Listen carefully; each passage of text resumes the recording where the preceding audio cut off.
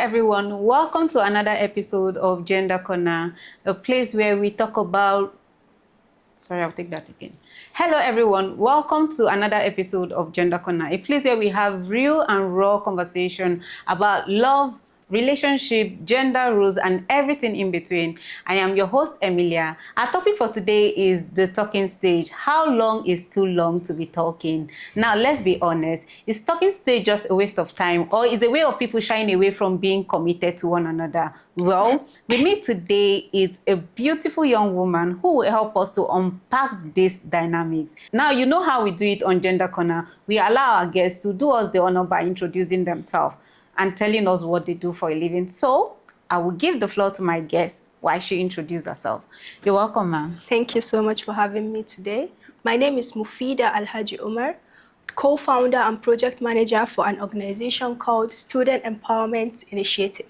It is an organization that is committed to equipping students with practical skills, opportunities, and mentorship that will help them beyond just their academics. I want to ask, how long is too long to just be talking? And at the end, is it even worth it? You know, in terms of talking stage. Before growing up, I used to hear when my parents would say, oh, my parents just went to this family to say, I found a beautiful flower in this family. And before you know, they are going to pluck that flower and bringing it to family B. But in this generation, you see people talking from generation to generation, from 1 month to 10 years, and they are still doing talking stage. So please, what is talking stage? Okay, first of all, the talking stage is like the early phase before an official relationship. Okay. Where people get to know each other, their values, habits, and their intentions. So that is just what a talking stage So is. why do you think it has become such a big deal in our generation? I think one of the reasons would be a lot of people are now more cautious about getting into a relationship. Okay. Maybe they have like past failed relationships or like an emotional trauma they have. So it's like, so the talking stage is like a safe space for them to explore compatibility before committing. So, yes. Well, some people overextend this talking stage because, I mean, you can't know people it will take you forever to know people. And you can't know people just by talking to them in 1 month, right? Why do people take it, like, extend it so long? You see people being in a talking stage for 6 months. Please, what are they talking about? Okay, so to answer that, I would say a talking stage, before you get deep into it, you should have your intention. If your intention is, oh, I want to get married, the other person should also share that sentiment. They should also be like, okay, that's my intention too. That way you have a clear path to go towards. But if you guys are just like going, we don't have a clear this thing, so it's going to take a while for sure if you don't have a clear path. But having that clear path is what's going to help you shorten the time and also, commit. Commit, yeah. Yes. All right. So is talking stage just a way to test the water, or is it a loophole people use to get the benefit of a relationship without a real commitment? Okay, I would say it's a bit of both. Okay. There are some people that genuinely want to get that connection. That want to explore the connection and be like, okay, this is something potentially going to be a long-term something. But there are also some people that are taking more casually. They're like, oh, this is just for fun. So if you have the intention of marriage maybe at the end, try to get somebody that align with your expectation and value. Don't just go for somebody that is giving you mixed signals, please. Yes, thank you. Don't be confused. If he's not saying what he wants from the beginning, please let him move on. For sure. Okay, do you think women and men experience the talking stage differently? Is there a gender imbalance when it comes to expectation during this period? Okay, so this is a good question actually. I would say a lot of women enter the talking stage expecting emotional connection. Yes, but a lot of men usually take it casually. Maybe if they see the potential at the talking stage, they'll be like, okay, I'll get this. Maybe this is something. But also it depends on an individual. I wouldn't say it's a gender something. There are a lot of men that probably have this like love sick thing. They're like, oh, I'm a lover boy. So they enter with the intention of marriage. And there are also a lot of ladies that are like, oh, I'm just a player for now, For now, sure. So let's just see how it goes. yeah, Let's just go with see the how flow. it goes. So it's not really a gender something. I think it's about your intention. And how you grew up or something. Yeah. Wow. Maybe we should all do better. For sure. Okay. We should all do better. Should there be a time limit on the talking stage? Like how long is too long before it become an emotional loop? Okay. So this is something I would say, although there is no duration, okay, you should definitely set a time. Maybe if I start the talking stage after a month or two, there's no clear paths. We are still just going roundabout. We're just talking, and and you want something meaningful. Yes. You should definitely have that conversation of, oh, what are we?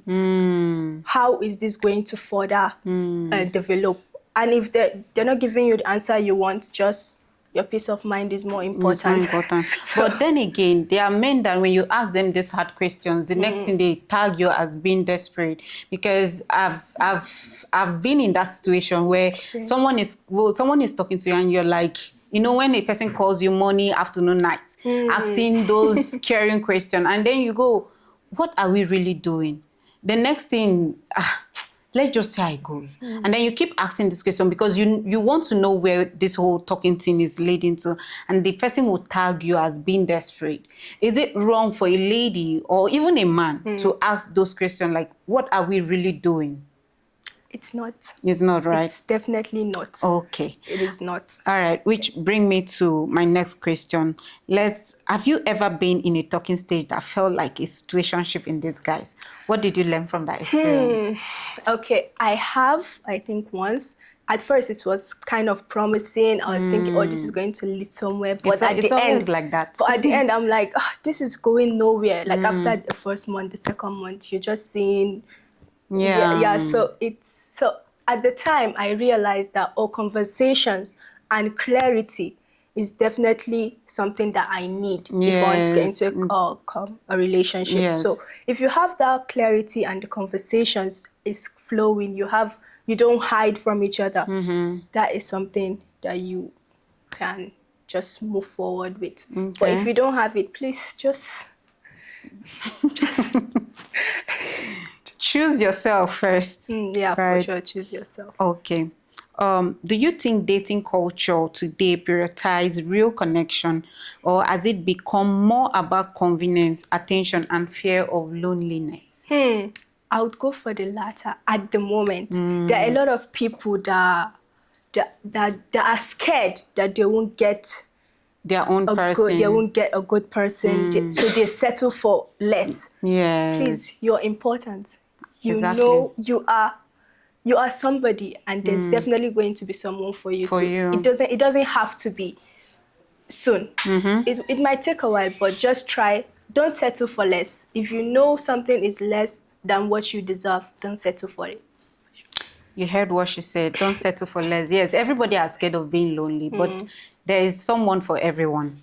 Okay, before I let you go, what advice will you give to someone stuck in a talking stage that is going nowhere? Okay, the first thing I would say is have that conversation, that tough conversation. Whether it brings out good or bad result, have it. Ask, what are we? Where is this going? Ask those type of conversations. And if somebody is not giving you the answer you deserve or is going anyhow, just let them go. Exactly. They don't deserve you. Let them go. Your peace of mind is far better than any stress that indecisiveness will bring to you. Thank you. All right. So how, as a society, how should we redefine what intentional dating look like? First things first, be honest from the jump. Be honest. If you want marriage, tell them this is what I want. If you're looking for boyfriend, girlfriend, like short term this thing, you can tell them. Yes. I'm not saying it's a bad thing. But if you're looking for marriage, don't start with the other person thinking, oh, this is just casual. It's casual. Make sure you have your intention right. And if the person is not aligning with you, just let them be. Try to look for something better. Yes. Well, this has been such an honest conversation with my guest. And now we want to hear from you watching. what has been your experience during talking stage? Was it something that leads to a better commitment, or it ended up as a situationship? We want to hear from you. Drop your comments in the comment section. This is Gender Corner, where we talk about love, relationship, and gender role. My name is Emilia, and I will see you on the next episode. Bye-bye.